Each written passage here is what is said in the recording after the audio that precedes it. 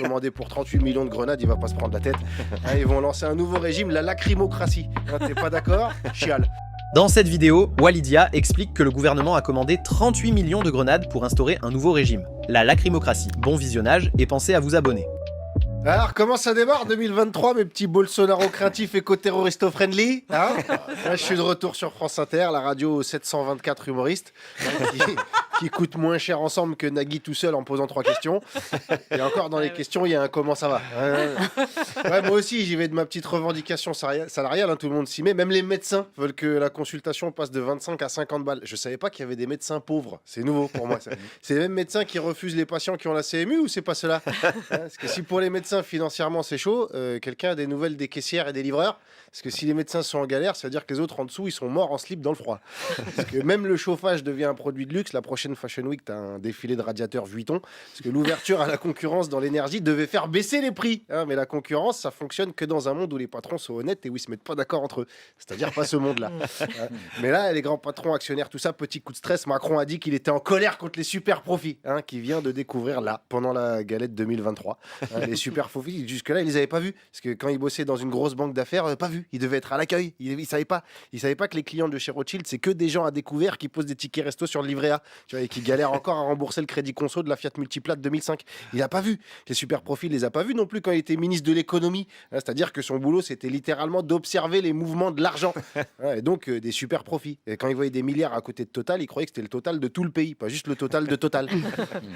Même pendant son premier mandat non plus, il les a pas vus. Par contre, l'ISF, il l'a vu, hein, direct. Parce que là, il tente une nouvelle stratégie. Pendant 5 ans, il a joué le mec qui savait tout, mais que nous, on était trop cons pour comprendre. Là, il essaye, c'est normal, il a quand même été réélu. Il a le droit de se dire qu'on est des cons. Hein. Mais là, il enclenche la rhétorique du mec qui vient d'atterrir. Qui aurait pu prédire la crise climatique? Il n'avait pas fini son allocution, il y avait des scientifiques du GIEC qui l'attendaient en bas, torse nu, les yeux rouges, la bave aux lèvres. Descends, Manu, on va te monter en l'air, chat de ta race. Quand il les a vus défoncer les pare-chocs des SUV avec de son service de sécu à coups de tibia, il est parti par les égouts. Il peut pas anticiper une crise climatique annoncée partout depuis 50 ans. Par contre, il est sûr que si on touche aux retraites maintenant, dans 40 ans, c'est la merde. Hein. Ouais, si les retraites explosent peut-être dans 40 ans, les urgences, elles explosent dans 40 minutes. Donc, mais pour lui, l'urgence, c'est les retraites. Alors, pour cette réforme de retraite, le gouvernement s'y prend bien. Hein, des arguments à la pédagogie efficace, un financement plus égalitaire. Non, je déconne, il a commandé pour 38 millions de grenades, il va pas se prendre la tête.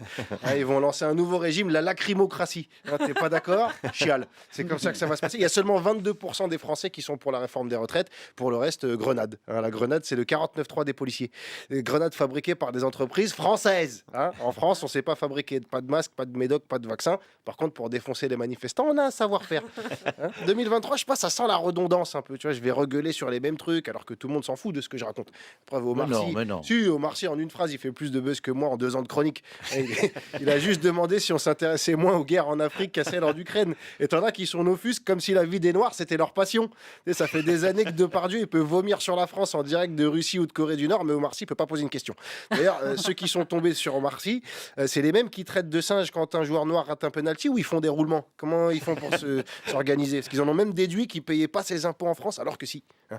Parce qu'ils ont déduit ça parce que eux, s'ils étaient à sa place, c'est ça qu'ils feraient. Hein. Donc, message à Omar, à mon frère, fraude, hein, franchement. Hein. Quitte à être accusé, autant que ce soit pas pour rien. Hein. Il est dans la dernière tranche d'imposition, il doit encore faire le tour des plateaux pour dire qu'il est français. Hein, faut aller jusqu'où pour être français quand t'es noir? C'est ça la question. Qui a dit qu'il faut qu'il retourne en Afrique? Oh non, non, m'accuse pas, Wally.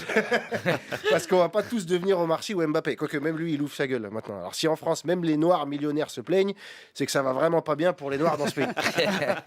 Au même moment, tu as le procès du chlordécone, le pesticide qui a bousillé la santé des Antillais, qui vient de se terminer par un non-lieu. Donc si l'État se fout même des Noirs français, imaginez ceux d'Afrique. Hein, c'est Black Lives Balek.